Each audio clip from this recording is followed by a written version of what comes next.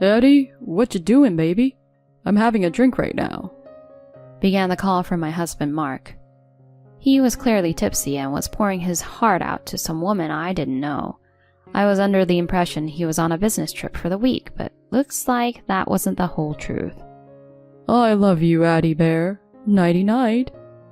Well, good night, and goodbye for good, and then hung up on him. He's got some nerve. He's going to wish he never crossed me. I'm Ellen, and I just hit the big 3-0. I tied the knot about 4 years back, and I'm currently working a desk job. Our little family is made up of Mark, our adorable 3-year-old Emma, and yours truly, all cozy in our apartment. Mark and I first crossed paths at a group hangout set up by mutual friends. It was my first time at something like that, and to be honest, I was kind of freaking out. But lucky for me, Mark was seated right next to me and, picking up on my jitters, took the initiative to chat. Ellen, you seem a bit on edge. New to these kind of gatherings? Just a heads up, if you're not into drinking, don't feel pressured, he suggested. I mean, I don't love alcohol, but I don't mind it. Thanks for being so considerate. He laughed, adding, Just remember, these things are meant to be fun, not a pressure cooker. In that moment, I was really digging his considerate vibe. We hit it off that night, swapped numbers, and the rest, as they say, is history. Fast forward a bit, he popped the question, and we had our dream wedding, and a year later, little Emma came into the picture. To anyone looking in, our life probably seemed picture perfect. But as I was finding out, sharing a life with Mark wasn't always a walk in the park. We were both hustling in the workforce. While I was grinding at a typical company, Mark was with a business that specialized in family-friendly recreational spots. This meant he was often on the road. So when we decided to say I do, we also decided I'd take on the lion's share of the house stuff. He was all apologetic, saying, I hate that this is falling on you. Whenever I'm in town and free, I'll do my best to help out. It's all good. You're traveling for work, so I've got things covered here. Initially, he held up his end of the bargain. But when he actually gave house chores a shot, a bunch of problems popped up. Mark, these groceries are kinda old. I told you to grab fresh stuff, even if it costs a bit more. But it was 50 cents cheaper. I thought, why not save a bit? They're not that bad. That's not really the issue. In the tub you cleaned, it's got mold all over. If you're not gonna scrub it down right, I just end up doing it over. You're being picky. It looks clean enough, right? A little mold isn't gonna hurt anyone. At the heart of our disagreements was his lackluster approach to keeping the house up. Whether it was him going for the cheapest groceries, giving the tub a half-hearted scrub, or just tossing clothes around, his casual approach to home upkeep was wearing thin. The once charming laid-back attitude was turning into a hassle. Splurging on pricey things just isn't his style. He's kind of lax when it comes to chores, figuring a bit of clutter is no big deal. Honestly, it'd probably be smoother if I just tackled it from the get-go. But I've got my own job, so handling all the housework isn't really doable. If we keep going down this road, our place could turn into a disaster if I ever catch a bug. I've walked him through the ropes of home chores more times than I can count. We've butted heads here and there, but I've always stood my ground and never let him off the hook. Over time, he started shaping up, not necessarily out of self-improvement, but more so to avoid my lengthy talks on proper cleaning. Regardless of the reason, I was happy he was stepping up. But as our first anniversary loomed, I noticed he started slipping, ditching even the smallest tasks. Hey, it was your turn to deal with the trash, and who ended up doing the dishes? Me. It feels like I'm running this whole show solo. Oh, I'm so sorry. It slipped my mind. Work's just been nuts. I'll step up next time. But his string of empty promises was seriously getting old. But there was more to it. After our daughter was born, Mark just seemed to coast. Emma, you're a gem. Definitely got my good looks. Bet you're gonna be a stunner when you grow up. Keep aiming for the stars. It's sweet how much you love her, but could you maybe give her a bath now and then? I've got other stuff to handle. No. After a long day, you want me to skip my relaxing bath? Isn't it kind of your job to look after her? Just get to the chores after her bath. It just makes everything drag on. Between taking care of her and the house, I'm up super late. And that's not even touching on her wake-up calls at night. Yeah, he's head over heels for her, but he won't change a diaper or give her a bath. He keeps saying it's the mom's job and dumps it all on me. Talk about being old-fashioned. He should pitch in. She's his kid too. We're both working here and I'm not living off just his paycheck. Still, he'd always dodged the dad duties. As Emma got older, he started spoiling her rotten, buying anything she pointed at. I'd tell him to dial it back, but he'd just brush me off. We started butting heads more about how to raise her. Wait a minute, did you give Emma candy again? I told you she shouldn't eat before dinner. What if she skips her meal now? She gave me those puppy dog eyes wanting the candy. How could I say no? She was hungry and maybe she's into candy because your cooking isn't her favorite. It's not about that. You're overindulging her. Just the other day, you got her that toy she was fussing over. We need to set some limits. Lay off. What's the big deal if I use my cash to get my daughter some toys? You're way out of line for making a fuss. Honestly, I feel bad for Emma having you as a mom. He huffed. But it wasn't just about the toys and treats. Whenever I'd correct her for acting out, he'd swoop in and soothe her, going, "Mom's a bit much, right?" He never wanted to be the bad guy, so he'd never reprimand her, even if she was up to no good or getting into risky situations. It's not like I get a kick out of disciplining her. This back and forth over parenting Emma led to more and more spats. We'd try to hash things out after each disagreement, but we just couldn't see eye to eye. By the time she hit her 3rd birthday, things between us were frosty at best. We put on a united front for her, but when she wasn't around, we hardly exchanged words. We couldn't keep going like this. It's not healthy for a kid to grow up in a tense household. Maybe I need to ease up on Mark.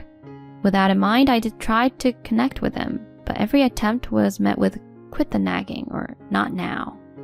He'd even snap at me saying, "I can't even recognize you anymore. All you do is complain and you've let yourself go.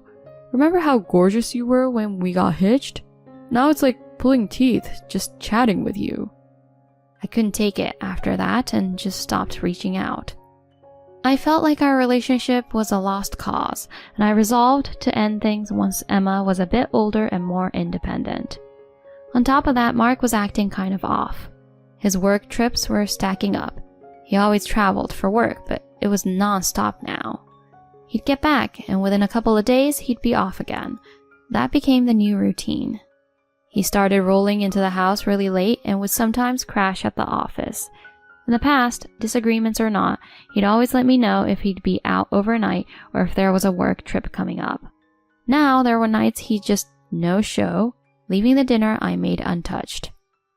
If I asked him to at least shoot me a text or something, he'd brush me off saying, "Don't meddle in my work stuff." There were other red flags too.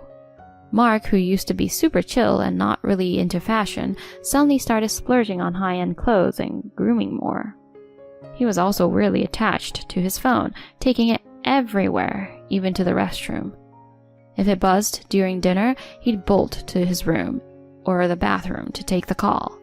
He'd always say it was some confidential work call, but it was getting excessive. All these changes had my radar up. And then there was this week-long business trip on the horizon. Oddly enough, he seemed pretty psyched about it. 6 days after my husband jetted off for his business trip, I was settling in for the night after tucking Emma in when out of the blue my phone buzzed from him. That was odd. Since things got rocky between us, we'd kept our chats to just the essentials. I answered, feeling a bit uneasy. He greeted me with that peppy, "Hey, you." It was obvious he had been drinking. And then he let something slip. "Addie, what you doing, baby? I'm having a drink right now. How's your cold, baby? I was hoping we could have traveled together this time. Too bad. Next trip, I'll just tell my wife it's for work and we can sneak away. He was clearly mistaking me for another woman and poured out all these affectionate words. You're such a mix of sexy and sweet, Addie. Young, great body, and so caring. My wife? Nothing but nagging. Totally lost her spark. And those little wrinkles by her eyes? Yikes. As he rambled on, comparing this Addie to me, I just stayed silent on the other end. Seeming satisfied after his little vent session, he wrapped up with, Honestly, I wish we could just end the marriage so I can be with you, Addie. It's getting late. Gotta go. I love you, Addie Bear. Nighty-night. I calmly replied, Well, good night, and goodbye for good. Message received loud and clear. I heard his confused, What? But I didn't bother responding. Instead, I blocked his number, fuming and ready to confront him. He's got some nerve. He's going to wish he never crossed me. The next morning, I was chilling on the couch when Mark burst in, looking all frazzled. He could barely string a sentence together, managing about last night. I cut him off, pushing divorce papers towards him. Never expected you to spill your secrets during a late-night call. I was more surprised than angry. How on earth do you mix up your wife with your side piece? No, wait. That call wasn't what it sounded like. Just hear me out. You're talking about love and splitting up and you say there's a misunderstanding? This is happening. We're divorcing. And since you stepped out, you'll be footing the bill. No way. I was just running my mouth because I had too much to drink. I didn't cheat. We're not ending things. You got no evidence, right? Rolling my eyes, I pulled out some pictures and spread them out for him to see. His face lost all color as he looked at the snaps of him cozying up with another woman. It was undeniable proof of his cheating. No way. What's up with these photos? I've been on to your little secret for some time. I even checked with your office about those so-called business trips and found out you were taking personal time off. I was stunned to discover that he wasn't actually traveling for work as much as he claimed. So I got a private investigator on the case to dig up solid proof of his sneaky ways. He clearly didn't see it coming because he didn't bother covering his tracks. The detective didn't take long to find evidence. Turns out he's been seeing a woman from one of his company's clients. I guess things took off between them right around when our relationship hit rock bottom. Just so you know, I tipped off your company about your antics, and I'm gonna be seeking damages from her too. It's gonna get ugly, so strap in. He looked like he'd seen a ghost and was shaking in his boots. Then, out of nowhere, he dropped to his knees, begging. Helen, please rethink the divorce. Hattie meant nothing. You're my number one. I swear I won't stray again. Hold up. After telling me I lost my looks and it was icy cold, you want to just sweep it under the rug? How do you expect me to stay after hearing all that? I had too much to drink. I wasn't thinking straight. And what about Emma? Isn't it rough making her live through our split? I couldn't believe he had the nerve to pull the dad card. You've got some nerve bringing her up. Do you honestly think it's better for her to have a dad who cheats and lies without missing a beat? Save it. We're getting divorced. I'm taking Emma. And you? Your job is to keep up with the child support. And trust me, you don't want to find out what happens if you slack off. He looked crushed. Fast forward a bit and we did end up getting divorced. I got money out of both Mark and Addie and made sure he'd be paying child support. He tried his best to get custody, but his cheating ways and lack of time spent with Emma made the decision pretty easy for me. Addie's folks settled her part in full, and she got shipped back to her parents' place, probably even lost her job over it. Mark's folks, solid people, actually were super apologetic about the whole thing. They filled me in on how they're keeping a close eye on him, even threatening to cut him off if he doesn't keep up with child support. His work shifted him to another department after the scandal broke out. Word on the street is he's a shadow of his former self, and honestly, he had it coming. As for me, I moved back in with my parents and have been hustling every day. The highlight is watching Emma blossom.